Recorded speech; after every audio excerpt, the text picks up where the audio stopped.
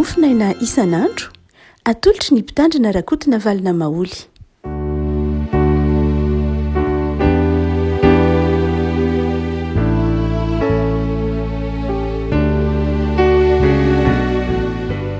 Fihaliana ry havana no iarabanantsika hatrarity zoma fa mivalambin'ny folo ny volana jolay ity.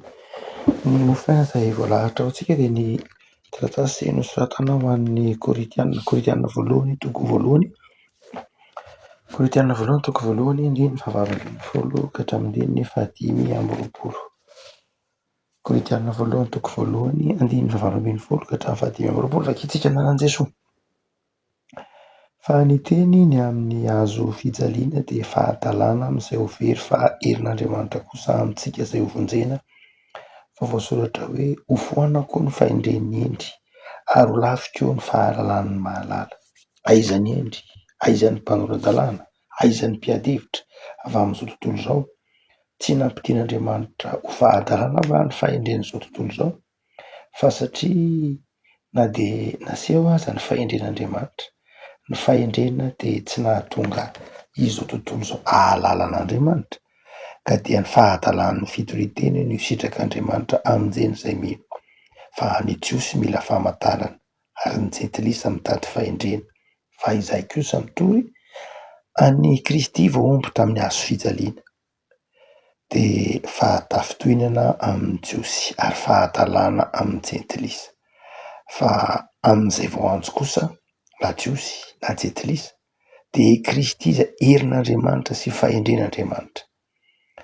Fa ny fahadalan'Andriamanitra dia endry noho ny olona ary ny fahalemen'Andriamanitra mahery noho ny olona. Ray Masino, manamasinana ny fahamarinana ny teninao ny fahamarinana. Amen.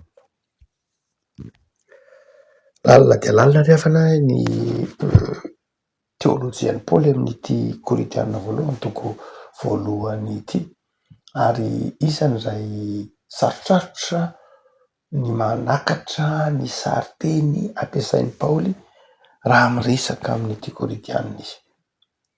Miteny izy manao hoe ny fahadalan'Andriamanitra, ny fahalemen'Andriamanitra, ny fahadalan'ny fitoriteny. Izay eritreretintsika hoe teny tsy misy fahadalana. Ahoana moa izany hoe fahadalan'ny fitoriteny? Moria amin'ny teny grika, ny teny hoe moria fahadalana, izany hoe milaza tsy fahadalana ihany fa milaza tsy lôzika, milaza zavatra tsy lôzika, milaza zavatra ratsorina manao amin'ny teny frantsay dia stupidité, milaza zavatra tsy tombotondrona, milaza zavatra ratsorina dia toy milaza zavatra tsy maro toerana. Dia teneniny koa manao hoe ny fahadalan'Andriamanitra. Ahoana ny hoe fahadalan'Andriamanitra? Ahoana ny hoe tsy misy lôzika ao amin'Andriamanitra? Zany rehetra dia ahatakarana fa tsy dia mora loatra akory ny voizin'i Paoly eto raha miresaka ny momba ny hazo fijalian'i Kristy izy. Martin Luther dia miresaka ny antsoina hoe storologia. Martin Luther ny voalohany nanazava ny antsoina storologia io. Ny hoe marina fa nisy anontany aloha fa nanana fanazavana manokana mihitsy ary tena nanome teo ny antsoina hoe storologia Martin Luther. Ny hoe storologia dia avy amin'ny teny greka hoe storos, hazo fijaliana. Izany hoe storologia dia izao ny fianarana na teolojian'ny hazo fijaliana, izay ny storologia, izay natao amin'ny teny latina hoe theologia crucis, izany hoe ny teolojian'ny hazo fijaliana. Martin Luther nanamarika ny fiainan'ny Martin Luther ny hazo fijaliana. Martin Luther zavatsika fa moine, dia moine mipetraka tamin'ny monastera zany, tsy mitovy amin'ny prêtre akory ny moine. Ny moine dia mitoka-monina ary nanao voady tamin'ny fahantrana, niaina tambavaka nidy aman-trano, zany ny moine. Tsy takan'ny pretra tsotra izay natao indray hitory hitondra fiangonana hitaiza ny vahoaka an'Andriamanitra. Moine Martin Luther ary nanana ady am-panahy Martin Luther fony izy nipetraka tao amin'ny monasteran'ny Saint-Augustin tany Erfurt. Dia mbola ao le toerana. Dia Martin Luther nanana ray am-panahy mitaiza azy tahaky ny moanina tamin'ny fotoan'androny tamin'ny tonjato enina ambin'ny folo. Dia Martin Luther de olona be rano, maso, be tarahina, malahelo lava, tsy nanana fifaliana sy fiadanana mihitsy na dia moanina azy. Dia niresaka tamin'ny ray aman-dreniny am-panahy izy antsoina hoe Staupitz. De efa Staupitz zany rehefa resahany de tarainany manao hoe za tsy sambatra mihitsy, za mijaly tsy manana fiadanana, ataoko daholo ny fifadikanana, vakiako ny baiboly, vakiako ny boky, kapohako aza ny tenako, tsy manao kiraro amin'ny la neige sy ny sisa rehetra. Ho Martin Luther fa nefa mahagaga azy izao tsy mety manana fiadanana mihitsy. De matetika averin'ity lehilahy ray am-panahy taizan'ny Martin Luther ity ny hoe mpanjiny hazo fijalian'i Kristy. Martin Luther nihazo fijalian'i Jesosy, zay ihany ny mpanjininao. Tsy de nanana tenentina nampaheren'i Luther loatra hoe Staupitz fa tsy ny hoe mpanjiny ny hazo fijalian'i Kristy.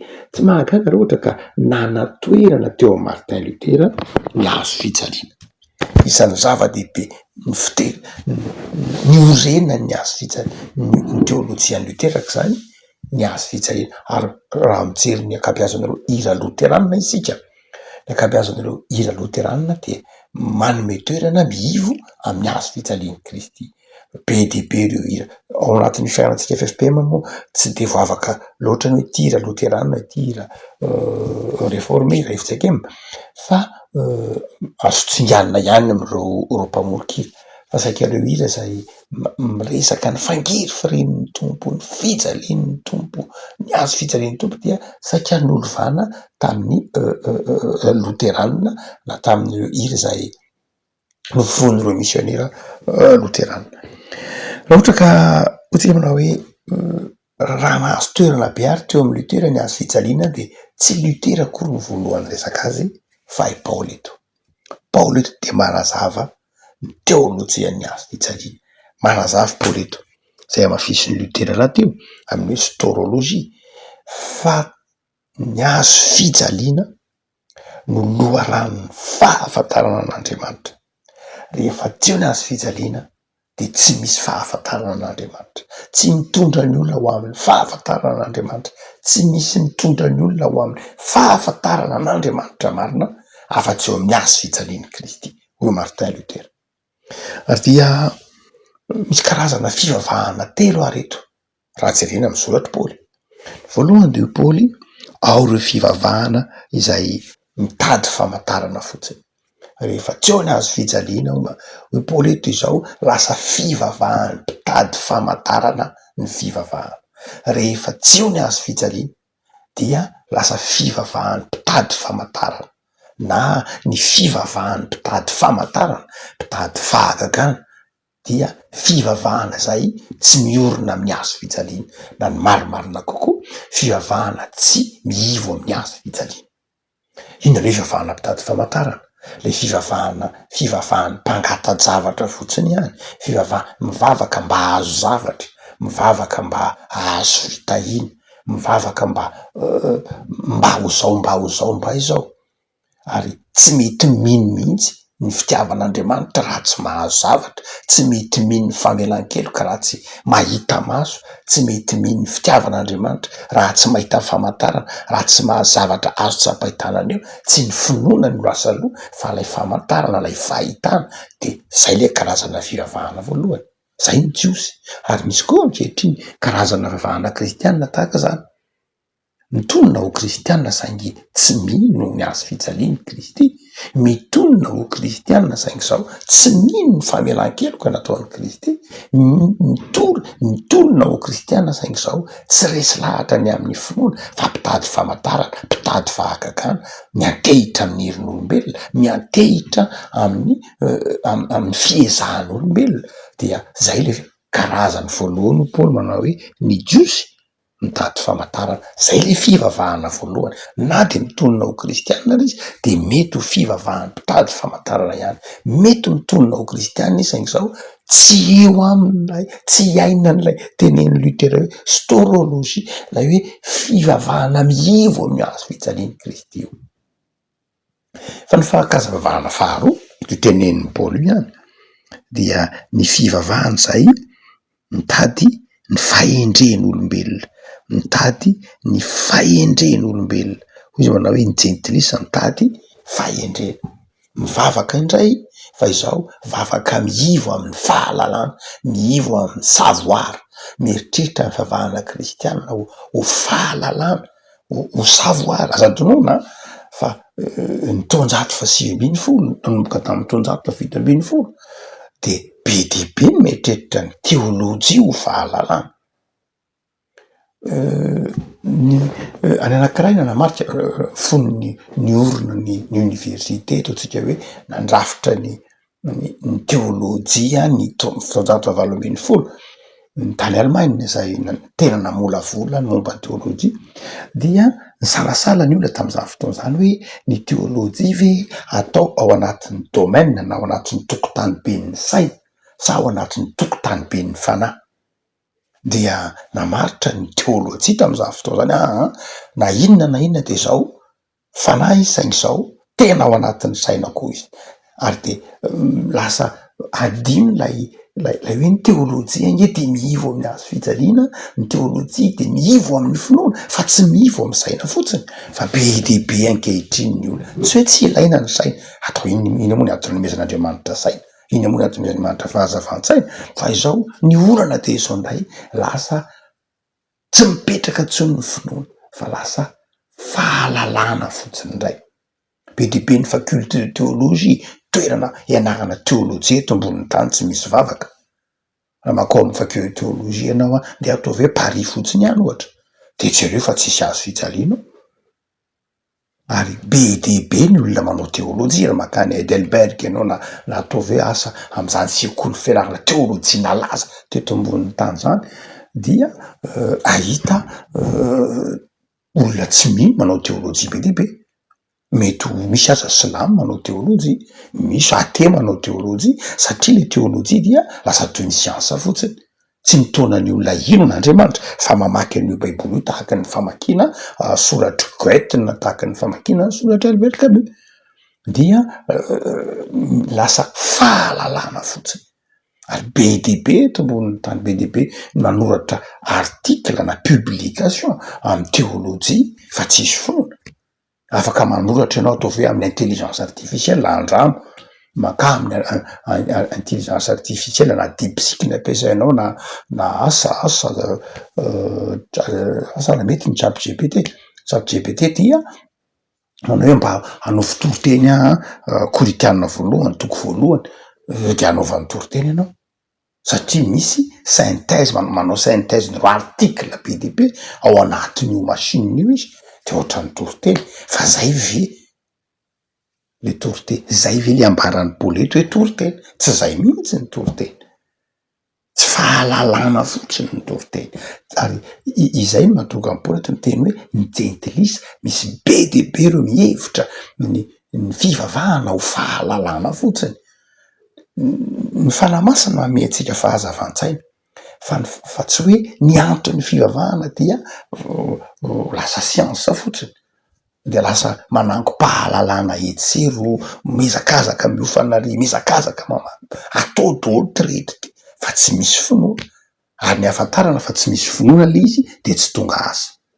Ny ahafantarana fa lasa fahalalana le izy de zao manjary mampieboebo. Ny ahafantarana fa tsy tonga fiainana, tsy tonga asa, tsy tonga asa le izy, tsy tonga finoana le izy de tsy tonga asa. Ny fahalalana de zao manjary mampieboebo fotsiny Paoly, mampirehare fotsiny, lasa manjary toy ny fampiderana fahaizana sy fahafantarana tahaka ny fahafantarana siansa fotsiny. Dia zay ny tenenin'ny Paoly hoe misy kristianina, misy fivavahana tahaka zany, fivavahana mieritreritra ny kristianisme na fivavahana kristianina ho fahalalana, ary be de be ny tahaka zany mihitsy nandray latsaka ao anatin'izany ny kristianina. Tsy hoe tsy ilaina ny fahalalana, mazava ho azy impiry ny bokon'obolona tsy tene zava-dehibe ny fahalalana fa tsy ny fa ny fahalalana tsy eo amin'ny azo fijalian'i Kristy de zao manjary fahalalana mampirehary, fahalalana mampisaraka ny olona amy fiangonana, fahalalana mampisaraka ny olona amy mpiarabelona aminy, fahalalana mampisaraka ny olona amy tenany rehefa tsy eo ny azo fijalian'i Kristy. Fa rehefa eo ny azo fijalian'i Kristy de zao eo no manomboka ny tena fahalalana. Zay le tenen'i Lutera, eo lay manomboka lay tena fahalalana. Mahafinaritra be ny rahazavan'i Lutera ny hoe eo am'zany rehefa tsy eo ny azo fijalian'i Kristy de zao zava-poana mihitsy ny fiainan'ny olona, ny fahafantaran'ny olona. Zay ny tenen'ny Paoly eto manao hoe izahay de mitory an'i Kristy. Ny tena fivavahana kristiana de zao fivavahana miorina amin'ny finoanan'i Kristy, miorina eo amin'ny azo fijaliana io. A Martin Lutera, nijanona kely a Martin Lutera tsika satria izy miresaka bebe kokoa momba ny azo fijaliana. De atsika fa amy symbole na amy famantarana nataon'i Martin Lutera momba ny azo fijaliana zay momba ny azo fijaliana io nanjary lasa sary famantarana ny fiangonana Luterana. Dia misy azo fijaliana maintimainty izay ao anatin'ny fomenamena be. No Martin Lutera manao hoe io azo fijaliana maintimainty io nataony maintimainty dia milaza ny fangery firian'ny mpino am'zany hoe fanarahana ny Kristy. Nataony maintimainty le azo fijaliana zany fa milaza fangery firiana, milaza fahafatesan'ny ota io azo fijaliana maintimainty io, milaza ny otan'ny olona nombona atao amin'ny azo fijaliana. Tsy azo fijaliana mangirangirana fa azo fijaliana maintimainty noho ny fahotan'ny olona, maintimainty noho ny tsy fahatanterahan'ny olona, mitondra mainty noho ny fangery firiana sy ny fijaliana. Zany hoe milaza teny fiaretana lay loko maintimainty. Ary dia eo ampovoan'lay fo menamena tsara tarehy. Lay fo menamena de zao milaza fo madio, milaza fahavelomana lay azo fijaliana zay mainty iny, lay milaza ny fangery firian'i Kristy, milaza ny fahotan'ny olona dia nanjary namelona lay fo, nanjary nanome aina lay fo io Martin Lutera, ary nanjary nampisy aina vaovao lay fo. Lay azo fijaliana tsy nanova ny lokon'ny fo akory, tsy fa ny azo fijaliana de zao nanome aina lay fo, lay fahaveloman'ny olona, araka ny tenin'ny Paoly manao hoe fa Kristy mivelona ato anatika. Dia ao anatin'lay raha mahita an'lay sary amantarantsika dia lay fo menamena indray, lay azo fijaliana zany anatin'lay sary fo, de lay sary fo indray ao anatina raozy fotsy tsara tarehy, ao anatina raozy fotsy tsara tarehy. Lay raozy fotsy dia ny Martin Lutera de milaza finoana. Rehefa ao anatitsika lay azo fijaliana, ao anatin'ny fotsika lay de manjary miteraka finoana. Zay izy resahantsika teny ambony manao hoe ny fivavahana tsisy finoana de manjary firehariana tsy tonga asa. Ny fivavahana tsisy finoana de manjary fivavahana tsisy azo fijaliana de manjary tsisy finoana, ary de manjary lasa mpitady famantarana. Fa hoe Martin Lutera hoe misy toy ny voadidina raozy milaza finoana, ary raozy fotsy zay lokon'ny fanahy, lokon'ny anjely Martin Lutera. Zany hoe lay ny azo fijaliana de zao manjary mitondra fifaliana, manjary mitondra fiadanana mihitsy, manjary mitondra finoana, fifaliana sy fiadanana lay ny azo fijalian'i Kristy. Ary rehefa i raozy fotsy indray dia voadidina loko mangamanga zay le izy, loko mangamanga zay milaza lokon'ny lanitra, milaza ny fiantombohan'ny fiainana eny an-danitra. Zany hoe ny fifalian'ny lanitra sy ny fiadanan'ny lanitra sy ny fandresen'ny lanitra, iny no mandrakotra ny fiainan'ny mpino rehefa miaina ny azo fijalian'i Kristy izy, rehefa nandray ny famelan-keloka ny azo fijalian'i Kristy izy. Ary rehefa avy eo dia nodidin'i Martin Lutera ranom-bolamena, loko ranom-bolamena zay milaza ny fahatezana mandrakizay ny famindrampon'Andriamanitra, milaza mandrakizay ny famelan-keloka nataon'Andriamanitra, milaza ny mandrakizain'Andriamanitra. Ravako zava-dehibe zany.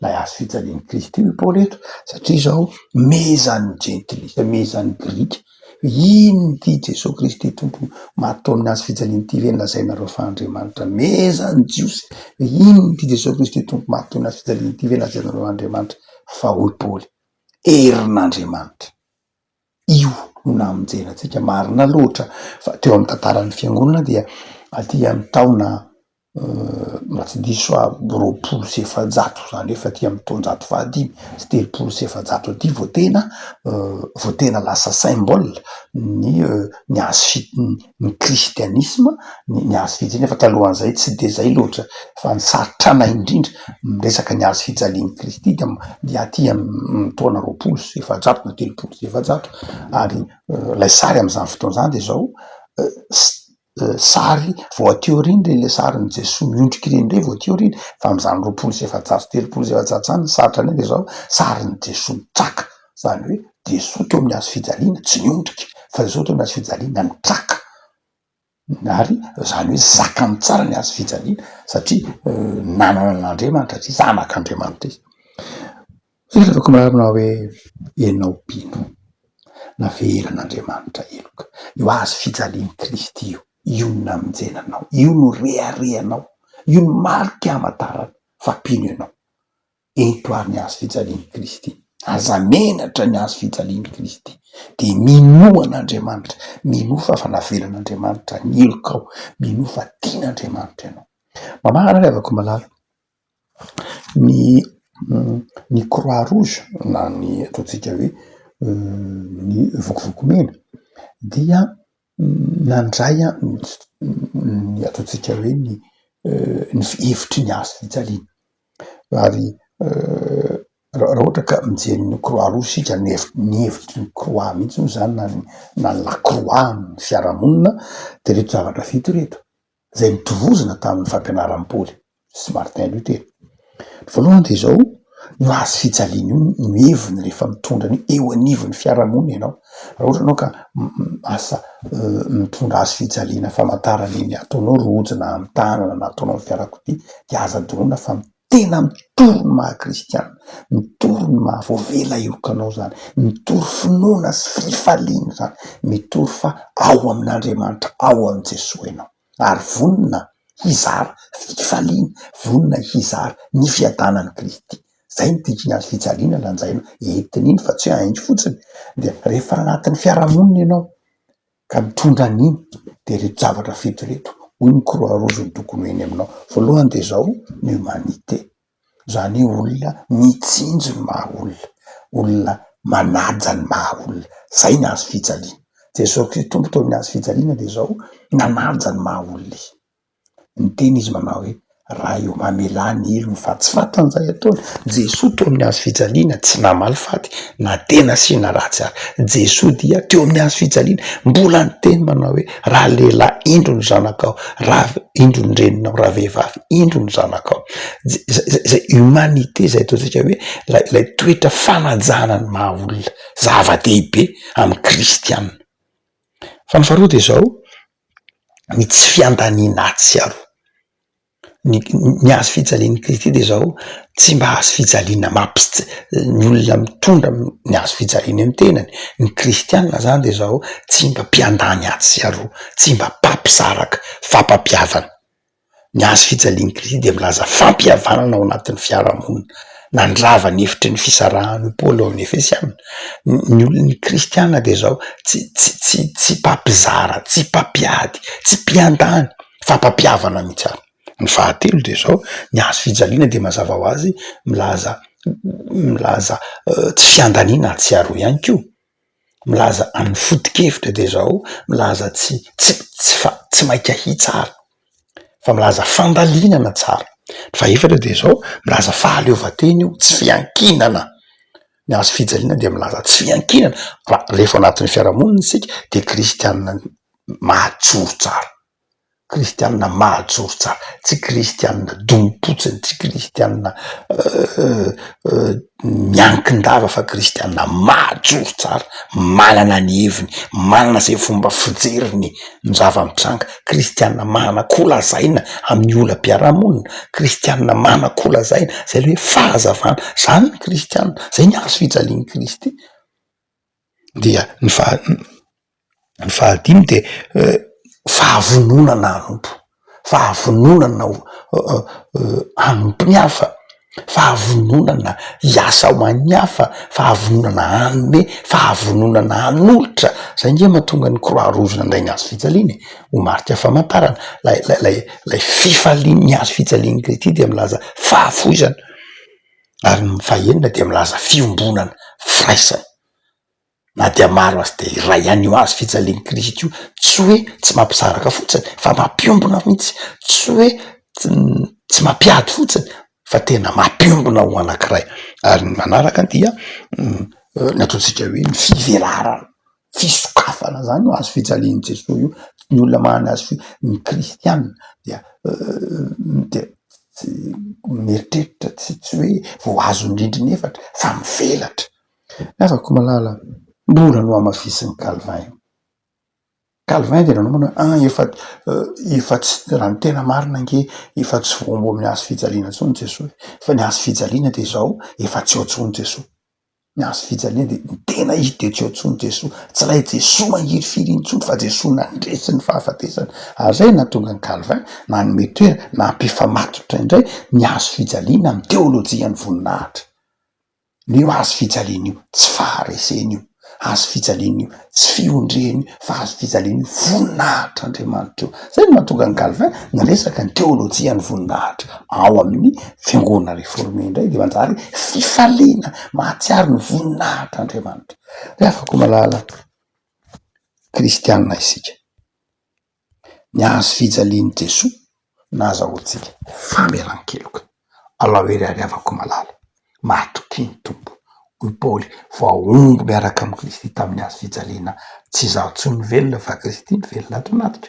Ny hazo fijalian'i Jesosy dia mahatonga anao hanetry tena, hanafaona tena, hifaly amin'Andriamanitra, hatoky ny fitiavan'Andriamanitra, dia aza mora kivy. Fa nefa nentin'i Jesosy tao amin'ny hazo fijaliana ny tebiteby, ny aretina, ny tsy fahasalamana, ny tahotra rehetra, fa matoky efa nandresy Jesosy no ny hazo fijaliana. Ary eo hazo fijaliana io tsy azy rery ihany, fanao koa ny fandresena, tsy azy rery ihany, fanao koa. De mandahana mijoro vavolombelona manao tahaka an'i Paoly manao hoe fa zahay kosa mitory any Kristy voaombo tamin'ny hazo fijaliana. Vavaksika tombonsoana zao ny amin'ny fitiavanao mato amin'ny hazo fijaliana ianao, nazahoanay famelan-keloka, na monjy anay, na mpiavana anay, nanome anay vanitretena. Dia esoa le ty anatinay tompony fireharehana, esoa le ty anatinay ny fiveratena ho tsara no ny hafana, ny fiveratena ho zavatra. Fa ataovy miombona hazo fijaliana aminao zay nanana ny zavatra rehetra, kanefa nanaiky ho tonga mpanompo, hitovy endrika amin'ny mpanompo mba azahoanay famelan-keloka. Saotra tompony amin'ny hazo fijaliana ao zay nanjary fanasitranana ho anay, fifaliana ho anay, finoana ho anay. Da ito tontolo andronay anio Jesosy, ho tontolo andro hatsapanay ny fitiavanao, hatsapanay ny famelan-keloka natolotrao, zay mampaherezanay ho mpandresy mandrakariva. Manjaka ato am-ponay ary aoka anjaka ato anatinay ny hazo fijalianao, ahatonga anay hanana fiadanana, fifaliana, fotinamana, tianao Andriamanitra. Saotra Jesosy. Amen.